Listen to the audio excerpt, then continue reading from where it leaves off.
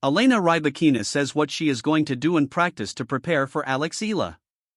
Elena Rybakina defeated Maria Sakkari in straight sets to set up a first-time-ever tie with Alexandra Eala in the third round of the Italian Open. Rybakina came through the match against the Greek star by a scoreline of 6-4, 6-1, which has helped her continue the pressure on world number 1 Aryna Sabalenka. Eala, meanwhile, came through her matches against Magdalena, Frech and Wang Xinyu to confirm her place in the third round of the Italian Open. Eala has made career history at the Italian Open, but she will need to cause an almighty upset against Rybakina to continue her progress in Rome. Rybakina has been in sensational form in 2026, which peaked with her very first victory at the Australian Open in the first month of the year. The world number 2, however, is very wary of the threat Eala poses, and she is set to prepare intensely during her practice sessions before their match. Speaking at the Italian Open, Rybakina said, "We didn't even practice before. Knowing that she's lefty, I will get someone who is a lefty to practice. I will definitely talk to the team on the tactic and fight for each point." Rybakina might be wary of the threat Eala poses, but she will enter the match as the overwhelming favorite in the third round of the Rome match.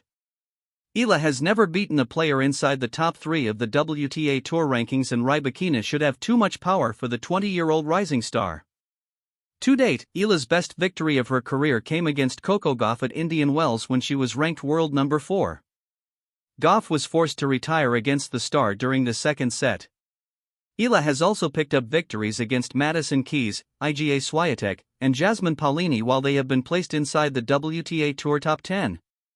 A victory against Rybakina would undoubtedly be bigger and more impressive than all 4 of her current victories over top 10 players.